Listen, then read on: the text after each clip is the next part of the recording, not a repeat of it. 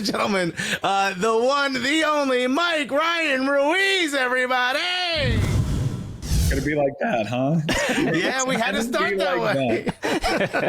Actually, I don't even yell anymore. Anytime he scores, I'm like, something's wrong. Something. VAR, here comes VAR. Even my wife knows that she doesn't celebrate those. It's actually VAR is a good thing for me because it's only a pleasant surprise. If a goal stands, then I actually get up and celebrate. Now I just know not to celebrate. I sit on my hands. If I say anything, it's to warn other people that it's probably coming off the board if Timo scored. I love the acceptance of just the reality of his tenure at Chelsea. But let's start very quickly. Look, we are taping this before the Champions League final, so people will be seeing this after it happens. But let's I was listening to Mic'd Up, and there is a this is what I find interesting about Chelsea fans right now. I saw you on Twitter with the why not shirt, this underdog story of Chelsea, who has won Champions League several times, whose owner's boat is so big it's larger than most countries' islands. I believe there is like a blue whale foreskin on the seats. Yeah, we're the ragtag Russian oligarch club that could. We're basically what Leighton is Orient. This underdog story that is this narrative that is being created? Yeah, we're basically Leighton Orient headed into this final. Yeah, 100%. Yeah. I mean, our leading scorer has 7 goals. It's it is honestly. You're right. We can't exactly be a Cinderella underdog, given that we spent more money than anybody this transfer. Not if Cinderella is the U.S. Army. Guys, we won that exercise in Korea against all odds. Yeah. No, it's not exactly that. But look, this is the biggest in terms of the lines to lift the cup. This is the biggest underdog I can recall since another ragtag group led by the greatest Premier League midfielder of all time and Didier Drogba went into Munich and beat Bayern Munich. This is, by all accounts, one of the more one-sided finals in the eyes of the sports books anyways. I mean, and I think one of the main reasons why is because y'all suck in finals, man. Chelsea can't win an FA Cup final. Yeah. What are you're going in as an underdog, and you're also going in playing pretty badly. It seems like everyone's kind of figured out Tuchel and his defensive strategy. What do you think? We'll talk about the final in a second, but look at the season you've had, and I know what you're going to say, and just be ready because we're prepared for it. I don't think you know what I'm going to say, but hold on. To lighten up your criticisms. My God. Here's what I'm going to ask. Do you think Chelsea has had a good season? I don't know if Chelsea are good. If you listen to Chelsea Mic'd Up, every week I'm like, are we good now? And we're playing, certainly under Tuchel, our worst bit of form headed into this final. But I think what you're saying certainly has merit when we're won for our last 4 cup finals. And I mean, we beat Arsenal, who's pretty bad in finals themselves. So I'm an Arsenal fan, so thank you for that. Yeah, a little bit of banter. I, for one, don't like banter. Wait, the final score was 4-1. So, yeah. We lost to Carabao, a mighty cup final. Against Manchester City. Maurizio Sarri and Kepa had their dust up, and we've lost back-to-back FA Cups. But I'm sure you know, being that we're the ragtag underdog, campaign against Chelsea, can't even get a replay on a handball in either of those cup finals. I can't wait for the boys to win the Champions League and go back to the factory. Yeah. Well, the shoe factory. Team full of coal miners out there, and you got to keep in mind this is their third job. Many of them. All right. Yeah, when people always talk about Farmers League, they talk about Chelsea, right? Yeah, we have actual farmers. I believe our back line is literally a line of corn. And your midfield is organic. So that's really great. Jokes aside, I'm obviously worried. Now, while they've not been great in cup finals lately, they have been pretty good against City in their last 2 matches with them. Everybody wanted to send Gareth Bale a holiday card, but really this this was kind of Chelsea being in the top 4 was kind of solidified with that performance against Manchester City and Marcus Alonso's stoppage time winner. People always want to go with the banter, but Chelsea basically had 2 playoff games to get into the top 4 against Manchester City and Leicester and came out on top. But yes, I'm with you. I have the ultimate respect for Pep Guardiola and Manchester City. That team is overwhelming at times, and Chelsea are not playing very well right now. So it is an underdog mentality in that they're legitimately a heavy underdog headed into this.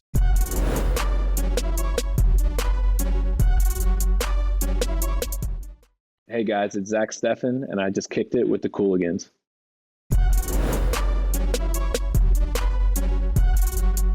The other thing I wanted to ask about is Christian Pulisic, because every single time this season has been interesting, especially after the season he had last season, where it seemed like he was ready to be a locked-in starter. As U.S. men's national team fans, just American soccer fans, we see it when he's benched. We're like, what does Tuchel have something out for him? What is the problem? He hates America. How do you manage that U.S. men's national team pride and then also seeing Pulisic get benched? Do you think it's fair? I've gotten used to it.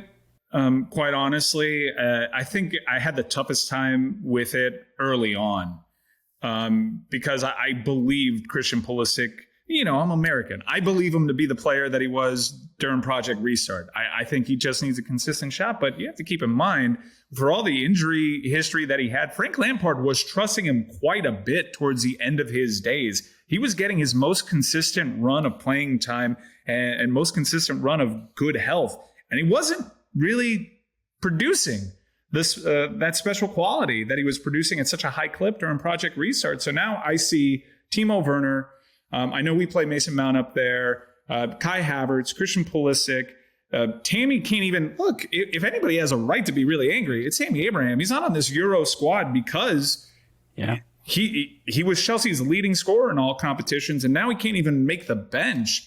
So getting to know a lot of these guys as I've had, I know everyone is rooting for each other, and I end up trusting the manager. I think Thomas Tuchel has earned that. I think tactically, Christian delivers something a little bit off the bench that we are sorely needing. And I know a lot of Americans are going to be waiting with bated breath, hoping that he starts this Champions League final, as am I. I'm American. I'll go ahead and revel in the fact that I want the American to start and have that for my country. But as a Chelsea fan, I think the best use of Christian Pulisic in this match might be as that super sub, given the matchup. Yeah, well, one thing I always loved was Joao Cancelo of Manchester City talking about Christian Pulisic, and he said the player he hates defending the most is Christian Pulisic, which is just, it blows your mind. Yeah, I mean, ultimately, it's in Christian's hands, right? He hasn't exactly had the productivity yet to make him head and shoulders a starter ahead of the likes of Kai Havertz, Tammy, Mason, Timo. And the cool thing is you can play with even Ziyech. Ziyech was a big signing for this club. Ziyech is barely playing. They all offer something that is a bit matchup dependent, and not a single one of them is really, outside of Mason, has really set themselves apart. They've all gone through their struggles, so it's going to be a mighty decision. Well, speaking of spending way too much money on players you don't necessarily need, Harry Kane is on the market, and Chelsea seems to be a club that, regardless of the fact that you just have an overwhelming amount of expensive players, you're still linked to possibly buying them. It's looking like 150 million. Everyone's talking Manchester City or United and possibly Chelsea. One, do you want Harry Kane? Do you think he's worth 150 million? And who do you replace with him? Who do you replace him for? And is it Timo Werner?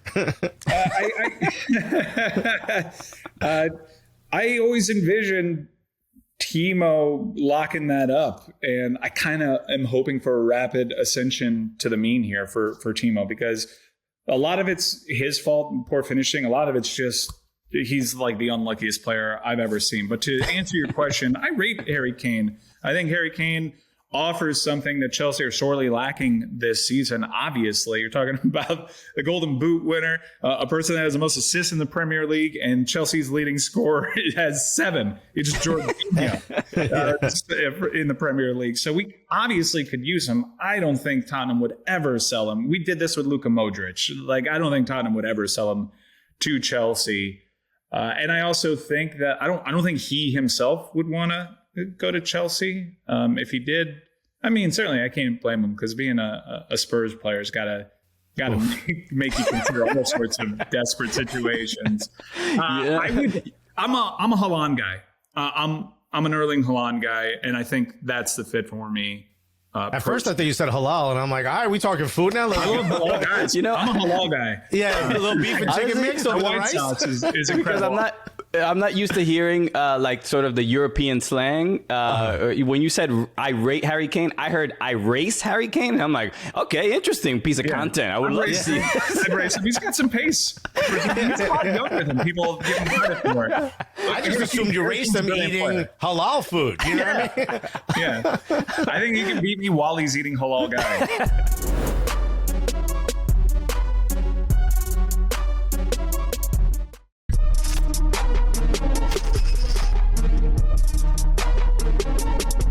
And I just want everyone to know, in the commercial, Sarah shot me a very dirty look when I made fun of Deep Dish. So for everyone listening from Chicago, she's got your back. You know? And I just want to point out that during the commercial, these two fix their hair way more than I ever have for a show. I just want to point that out. Like, I'm wrong with that. We all need to look our best, but there's a lot of ploofing and pulling, and it takes a lot to make us look even remotely okay, Sarah. Okay, the competition is fierce today. All right, we're trying to keep up.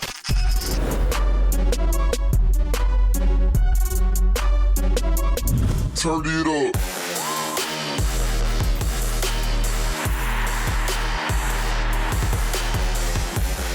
Mike, we have our supporters group. They are the Gully Squad, and we have questions from our supporters for you. So let's get to that.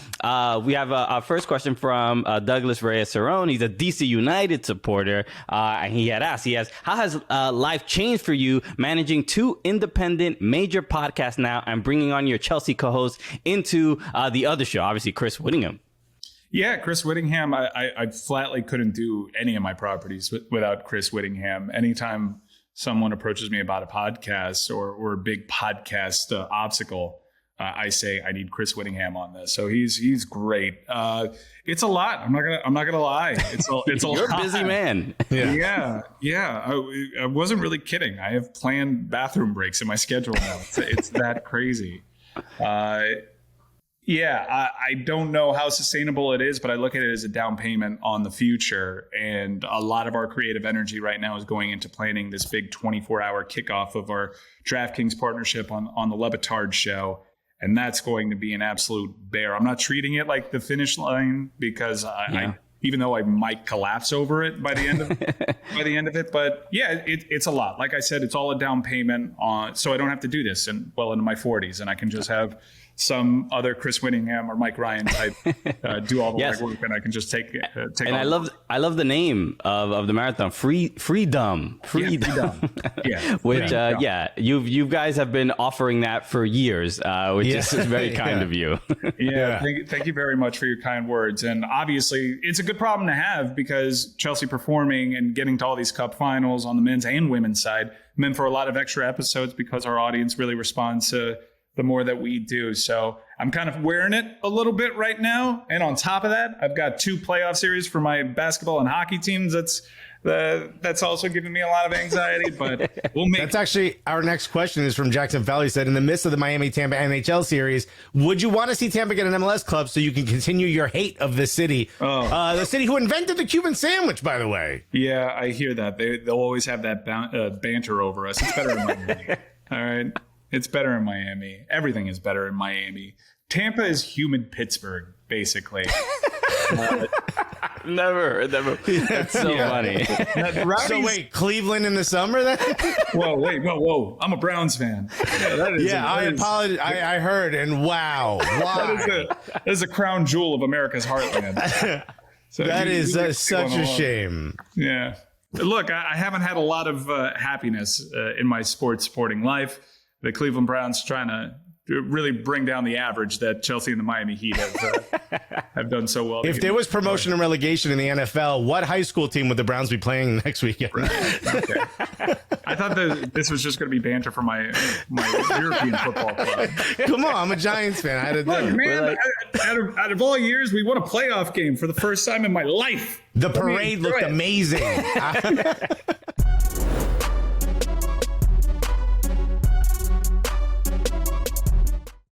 Hey, what's up? It's Roy Wood Jr. from The Daily Show with Trevor Noah, and I kicked it with the Cooligans, Living Room FC. Even though technically, if you're in a living room, you wouldn't want a full football club in your living room because that is not COVID compliant.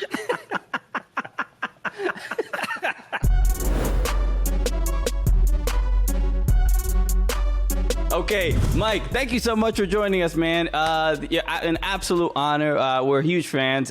Is there anything you want to let people know about before we sign off? Yeah, make sure to follow the Le Batard Show on their social media channels at Le Batard Show to get all the information on our upcoming Freedom Marathon that will kick off Friday, June 4th at noon and run all the way to noon on Saturday, June 5th. I plan on being up all 24 hours. It's not just us winging it either. We've got a lot of ambitious plans for this thing, not to raise expectations. Inevitably, everything will go wrong. So at Le Batard Show for all the latest there. And please support if you're a Chelsea supporter or if you just want to hear good one-sided preview of the Champions League final at Chelsea Mic'd Up. Have you covered. It's the official club podcast. We get tremendous interviews and access given to us by the club. We've interviewed basically every player on the team, including Timo Werner, who, you can't help but end up rooting for because he is so nice and honest about these struggles. So make sure to go to the archive and listen to that. Such a shame he kept missing the interview. No, he was on time. He was on time. He was on time. This all culminates with the Timo Werner Hattie. I'm telling you right now. Mike, just come do our show real quick so we could be mean to you. Yeah, thanks, guys. I know you're busy, but let us roast you a my bit. time here. Can't wait to do this again. Thank you so much, man. Everybody, make sure you follow us at Soccer Cooligans on all social platforms. Make sure you follow at Fubo Sports and subscribe to the Fubo Sports YouTube channel for full episodes of the program. Okay, Mike, we have a couple pieces of business. We have to get to our Golazo gift. This is our time. This is we give you a scenario. You can celebrate a goal, and we will turn it into a gift. You can do whatever you like. Alexis, do you want to give him a scenario? Yes, for some reason, you get called into the Champions League final. It's the 90th minute. You need one more. You need one goal to win.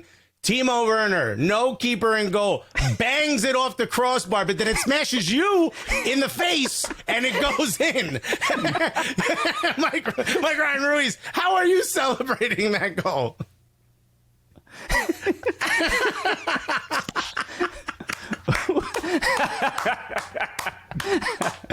And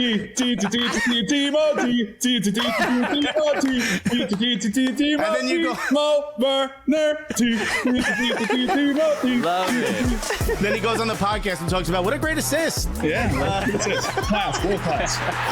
It's a hockey assist if it goes off the crossbar. So.